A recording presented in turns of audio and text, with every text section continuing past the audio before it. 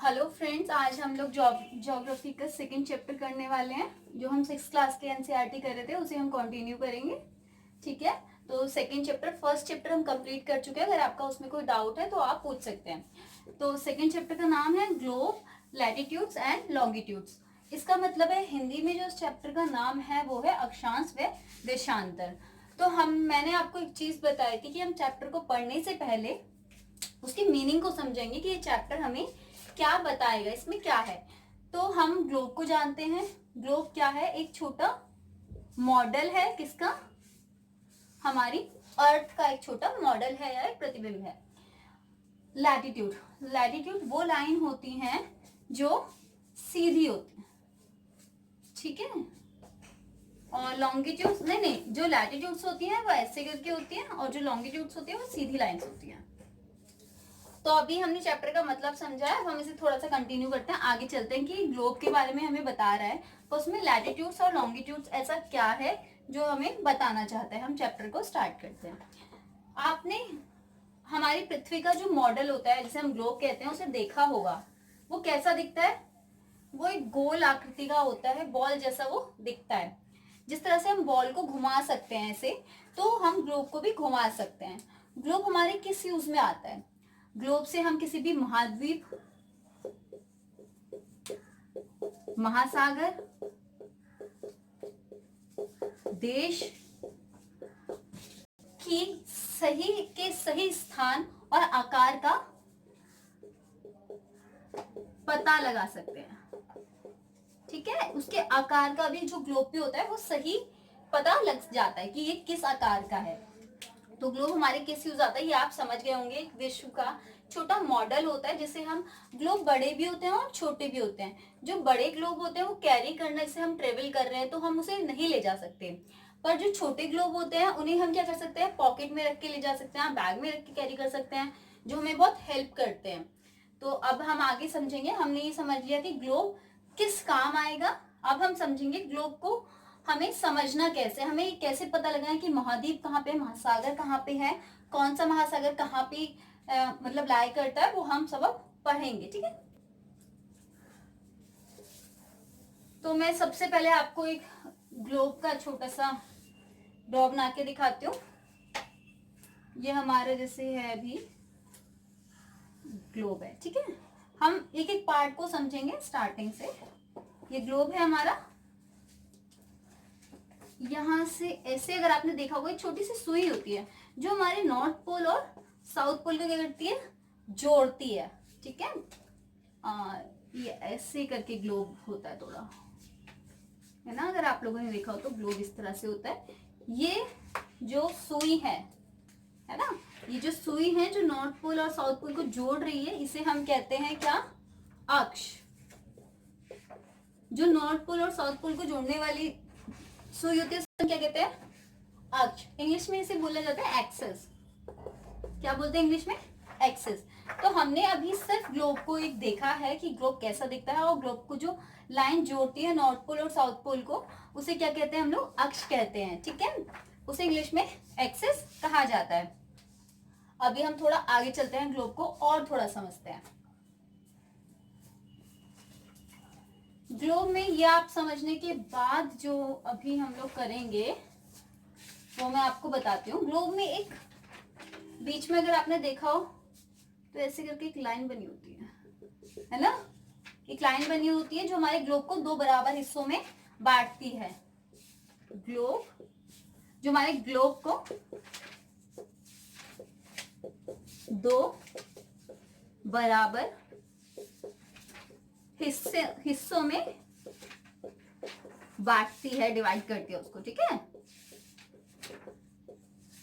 वो कौन सी वो होती है? वो होती है हमारी विषुवत रेखा। विषुवत रेखा कौन सी होती है? विषुवत रेखा, विषुवत रेखा या वृत्त। तो ये कौन सी हमारी विषुवत रेखा?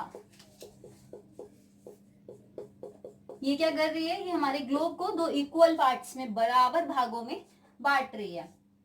तो ये जो ऊपर वाला हिस्सा होगा ये हमारा क्या कहलाएगा? नॉर्थ पोल, और जो ये वाला होगा ये हमारा कहलाएगा साउथ पोल। ठीक है, अब हमारा जो ग्लोब था उसमें हमने क्या क्या पढ़ा, पहले हमने पढ़ा एक एक्सिस है जो सुई है, नॉर्थ पोल और साउथ पोल को जोड़ती है।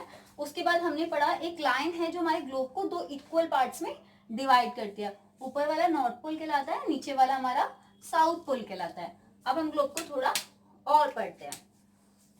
अच्छा हाँ, हम लोग अभी क्या करते हैं, ये क्या है, ग्लोब क्या है हमारा, पृथ्वी का एक छोटा मॉडल है। ये किस तरह से घूमता है, ये क्वेश्चन आ चुका है सीटेट में। पृथ्वी किस तरफ से घूमती है, ये घूमती है पश्चिम से पूर्व की ओर।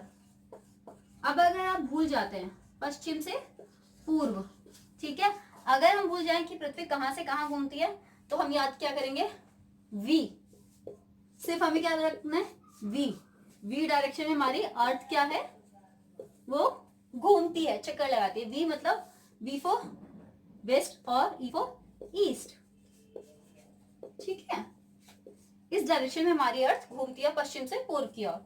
तो अभी हम थोड़ा आगे चलते हैं, ग्लोब को और आगे समझते हैं। विषुवत रेखा, इसके डेफिनेशन मुझे लगता है आप लोग समझ गए होंगे। अब मैं आपको बताती हूँ, ये जो ग्लोब है हमारा, इसमें आपने देखे होंगे, मैं इसको दूसरा ड्रॉ इसलिए नहीं कर रही हूँ, आप कंफ्यूज रहोगे, इसी में आपको थोड़ा समझाती हूँ। यहाँ पे एक लाइन होती है ना, तीन लाइन यहाँ पे होती है, ये नीचे भी सेम, क्योंकि दोनों इक्वल पार्ट में डिवाइड है, ठीक है। अब मैं आपको बताती हूँ ये क्या चीजें हैं जो सबसे, ये जो हमारे, ये कौन सी लाइन थी हमारी, विषुवत रेखा, ठीक है। अब विषुवत रेखा के इक्वल जो, जैसे हम बढ़ते जा रहे हैं ऐसे, ये सारी लाइन जो है ना, ये सब क्या कहलाएंगे, हमारे अक्षांश कहलाएंगे। क्या कहलाएंगी, अक्षांश कहलाएंगी, लैटिट्यूड कहलाएंगी, ये सभी लाइन हमारी क्या कहलाएंगी, अक्षांश। जो विषुवत वृत्त से ऊपर की ओर या नीचे की ओर इक्वल डिस्टेंस में होती है, ये हमारी क्या कहलाती है, अक्षांश रेखा है, ठीक है। अभी हम उस पॉइंट पे नहीं आए कि अगर हमें किसी महासागर का ये देखना हो ये कहाँ पे लाई करता है तो हमें कैसे पता चलेगा। तो हम लोग अब क्या करेंगे, हमने क्या देख लिया, ये क्या है, हमारे सारे अक्षांश है, और ये हमारी विषुवत रेखा है जो दो भागों में इक्वली से बांट रही है, ऊपर वाला नॉर्थ पोल है, नीचे वाला साउथ पोल है। अब हम थोड़ा और आगे चलते हैं, ये तो हमारी लैटिट्यूड्स हैं, ठीक है। अब लैटिट्यूड ये अक्षांश तो हो गए, अब हमें इनके नाम क्या है वो समझने होंगे। जो हमारा, इसको थोड़ा मैं रफ कर देती हूँ क्योंकि आप बहुत ज्यादा, इसे अक्षांश है यहाँ से, है ना, अक्षांश आप समझ गए ना, सभी लाइनें हमारी अक्षांश कहलाती हैं, ठीक है। ये जो लाइन है हमारी, ये क्या है, कर्क रेखा, कौन सी, कर्क रेखा। कर्क रेखा के बारे में आपने सुना होगा, है ना। ये लाइन हमारी होगी मकर, मकर रेखा। अभी मैंने आपको ये बताया ना, ये नॉर्थ पोल और साउथ पोल है, इसे हिंदी में कहते हैं उत्तर दिशा और ये दक्षिण दिशा, ठीक है। कर्क रेखा, मकर रेखा, सेकंड लाइन, तीन लाइनें होंगी ऊपर सर, तीन ऊपर तीन नीचे। ये जो सेकंड लाइन आएगी ये कहलाएगी शीतोष्ण कटिबंध। अभी मैं आपको बताती हूँ कि क्या होती है शीतोष्ण कटिबंध। अब शीतोष्ण कटिबंध मैं शॉर्ट में लिख देती हूँ, ठीक है। ये भी सेकंड लाइन भी क्या कहलाएगी यहाँ पे, शीतोष्ण कटिबंध। अब देखो दो जगह शीतोष्ण कटिबंध हो गया, तो हमें कैसे पता चलेगा ये कहाँ पे है ना। तो सेम हो गया, अभी मैं आपको बताती हूँ ये कैसे होगा। ये कहाँ का है, ये उत्तरी शीतोष्ण कटिबंध है और ये दक्षिणी शीतोष्ण कटिबंध है। फिर थर्ड लाइन दे देती है, लास्ट होती है, वो होती है शीत कटिबंध। इसी तरह हमारी एनसीईआरटी में चार्ट दिया हुआ है, आप लोग देखो तो समझ आएगा थोड़ा, ठीक है। ये भी शीत कटिबंध है और ये चैप्टर बहुत इंपॉर्टेंट है, प्लीज इसकी रीडिंग एनसीईआरटी से एक बार जरूर लीजिए, शीत कटिबंध।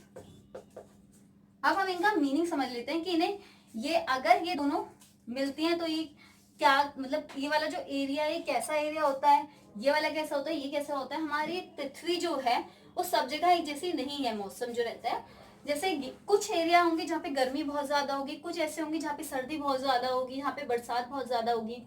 तो हम समझते हैं वो क्यों होता है और कहाँ कहाँ पे क्या रहता है। ये हमारी कर्क रेखा, मैं रेड मार्कर से आपको थोड़ा समझाने की कोशिश करती हूँ, अगर आपको समझ ना आए तो हम दोबारा इसको ग्लोब को बना के समझेंगे। कर्क रेखा और मकर रेखा, ये हमारी विषुवत रेखा ब्लैक में हमारी, ये ऊपर हमारी कौन सी है, कर्क रेखा, इसके सही नीचे वाली हमारी मकर रेखा। ये जो बीच का डिफरेंस है, ये जो बीच का डिफरेंस है, ये हमारा आ जाता है उष्ण कटिबंध। कौन सा आ जाता है? उष्ण कटिबंध। अगर आपको समझ ना आए तो प्लीज कमेंट बॉक्स में डाल देना, हम दोबारा वीडियो में आएंगे। ये क्या कहलाता है? हमारा उष्ण कटिबंध। जो विषुवत वृत्त के ऊपर वाली रेखा होती है वो हमारी कहलाती है कर्क रेखा, उसके नीचे वाली हमारी कहलाती है मकर रेखा। इन दोनों के बीच का जो डिफरेंस है ये उष्ण कटिबंध कहलाता है। ये उष्ण कटिबंध क्यों कहलाता है? क्योंकि यहाँ पे बहुत ज्यादा गर्मी पड़ती है। गर्मी इसलिए पड़ती है यहाँ पे क्योंकि विषुवत रेखा पे यहाँ पे हमारा सूर्य होता है, ठीक है। अब सूर्य के जस्ट ऊपर ही हमारी कर्क रेखा वाला हिस्सा और नीचे हमारा मकर रेखा वाला हिस्सा है। तो अगर आप सूर्य के बहुत पास हैं तो गर्मी आपको ज्यादा लगेगी ना। तो इसी तरह से जो एरिया उसके सबसे पास होंगे उनमें बहुत ज्यादा गर्मी रहती है। तो कर्क रेखा और मकर रेखा के बीच वाला जो जगह होती है, जो स्थान होता है, वो होता है उष्ण कटिबंध। यहाँ पे बहुत ज्यादा गर्मी होती है।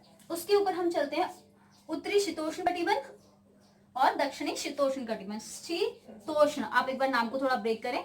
शीत, शीत मतलब ठंडा, उष्ण मतलब मैंने आपको बताया गर्मी।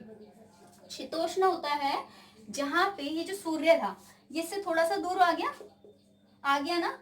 तो ये जो टाइम पीरियड था जो मैंने उष्ण कटिबंध आपको बताया, इसमें जो सूर्य है ये बहुत पास है, इसलिए क्या हो रहा है यहाँ पे गर्मी ज्यादा है। और यहाँ पे एक चीज मैं आपको बता दूं, उष्ण कटिबंध में यहाँ पे सूर्य एक दिन एकदम सर के या फिर मध्य पे बिल्कुल होता है जिस दिन सबसे ज्यादा गर्मी होती है। लेकिन जब ये जो है शीतोष्ण कटिबंध वाला एरिया, उत्तरी शीतोष्ण कटिबंध और दक्षिणी शीतोष्ण कटिबंध, इसमें जो सूरज की किरणें वो सीधी नहीं पड़ती, यहाँ पे थोड़ी तिरछी पड़ती है। यहाँ पे सीधी पड़ रही थी इसलिए गर्मी ज्यादा थी, यहाँ पे थोड़ी तिरछी पड़ती है। तो क्या होता है, यहाँ पे इतनी गर्मी नहीं होती, यहाँ पे गर्मी ठंड दोनों नॉर्मल यहाँ पे मौसम हमारा रहता है। फिर हमारा आ जाता है शीत कटिबंध, उत्तरी शीत कटिबंध और दक्षिणी शीत कटिबंध। शीत का मतलब आप समझ गए, जैसे हाँ मैंने बताया था ठंड। यहाँ तक जो हमारा सूर्य है वो पहुंच ही नहीं पाता दोनों तक, ठीक है। हमारा सूर्य पहुंच नहीं पाएगा तो क्या होगा, यहाँ पे गर्मी नहीं होगी, सिर्फ ठंड होगी। ये सबसे ठंडे एरिया होते हैं, जहाँ रहना थोड़ा चैलेंजिंग हो जाता है, यहाँ रहना थोड़ा सा मुश्किल हो जाता है, सबसे ठंडे एरिया होते हैं। चलो एक बार और थोड़ा सा समझते हैं। ये हमारी विषुवत रेखा थी, मैं आपको दोबारा से समझाने की कोशिश करती हूँ। प्लीज इस चैप्टर को ढंग से समझिए क्योंकि सीटेट इस चैप्टर से बहुत ज्यादा स्टेटमेंट बेस्ड क्वेश्चंस उठाता है। ये हमारा जैसे क्या थी, विषुवत रेखा थी जो ग्लोब को दो बराबर हिस्सों में बांट रही थी। इसके ऊपर वाली, जस्ट ऊपर वाली कर्क रेखा है, जस्ट नीचे वाली मकर रेखा है। इन दोनों के बीच का डिफरेंस क्या कहलाता है, उष्ण कटिबंध, ठीक है। क्यों? क्योंकि यहाँ पे गर्मी इसलिए ज्यादा होती है, यहाँ पे सूर्य सीधी किरण यहाँ पे पड़ती हैं। उसके बाद इसके नीचे वाली जो लाइन हो जाती है वो होती है हमारी शीतोष्ण कटिबंध, और ये है उत्तरी शीतोष्ण कटिबंध, दक्षिणी शीतोष्ण कटिबंध। इन दोनों में मौसम नॉर्मल रहता है क्योंकि यहाँ पे सूर्य की किरणें तिरछी होती हैं। फिर आता है उत्तरी शीत कटिबंध, फिर दक्षिणी शीत कटिबंध। यहाँ पे ठंड इसलिए होती है क्योंकि सूर्य अपनी चरम सीमा पे भी पहुंच जाए तो भी यहाँ तक धूप नहीं जा सकती, सूर्य यहाँ तक नहीं पहुंच सकता, इसलिए यहाँ बहुत ठंड रहती है। तो अभी हमने कौन सी लाइंस पढ़ी है, लैटिट्यूड्स पढ़ी है। अब लॉन्गिट्यूड्स पढ़ने का हमारा टाइम आता है, हम थोड़ा सा आगे कंटिन्यू करते हैं इसको।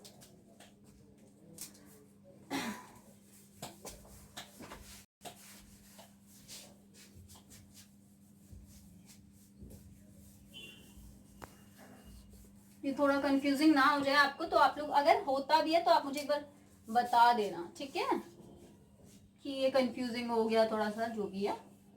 इसलिए मैं आपको दोबारा रफ करके समझा देती हूँ कि क्या होता है कैसे। ये हम यहाँ पे रफ कर लेते हैं। अब हम आ जाते हैं कौन से, लॉन्गिट्यूड्स पे। ये थे हमारी लैटिट्यूड्स और हम आते हैं लॉन्गिट्यूड्स पे।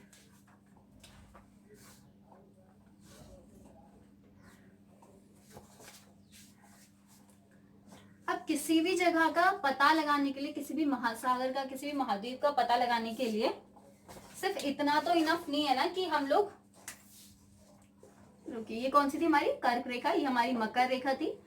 उष्ण क्या थी, दक्षिणी शीतोष्ण कटिबंध, उत्तरी शीतोष्ण कटिबंध, शीत कटिबंध और शीत कटिबंध। तो अब इतना ही तो इनफ नहीं है कि हम अक्षांश से पता लगा ले ये कहाँ पे लाई कर रहा है ना, वो थोड़ा मुश्किल हो जाता है, थोड़ा टिपिकल हो जाता है। जैसे मैं आपको एग्जांपल देती हूँ, एक हमारा महासागर है, कौन सा, प्रशांत महासागर, उसमें टोंडा महाद्वीप है और एक हिंद महासागर है, वहां पे भी एक द्वीप है, वो दोनों ही 20 डिग्री और दक्षिण पे लाई कर रहा है। तो हमारा दक्षिण में कैसे, यहीं पे दोनों मतलब लाई कर रहा है हमारे, है ना। तो हमें उनके एग्जैक्ट लोकेशन पता करने के लिए ये जो हमारी देशांतरीय रेखाएं इन्हें हम बोलते हैं वो बनानी पड़ेंगी। ठीक है, तो हम उन्हें बनाते हैं पहले। ये हम लोग यहाँ पे लाइन्स बना लेते हैं।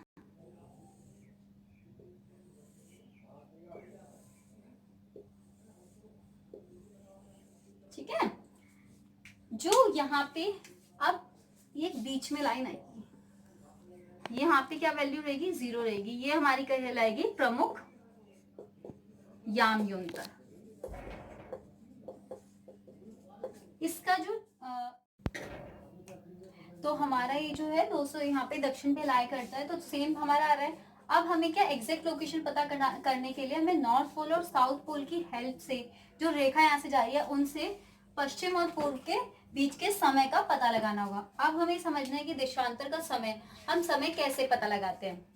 समय पता लगाने के लिए आपको सबसे पहले ये जानना, मैंने आपको बताया था ना कि जो हमारी पृथ्वी वो कैसे घूमती है बेटा, वो घूमती है वेस्ट टू ईस्ट, पश्चिम से पूर्व की ओर। तो पश्चिम से पूर्व की ओर जितने भी एरिया आते हैं, जितने भी एरिया आ रहे हैं वो आते हैं ग्रीनविच में। कहाँ पे आते हैं, ग्रीनविच में।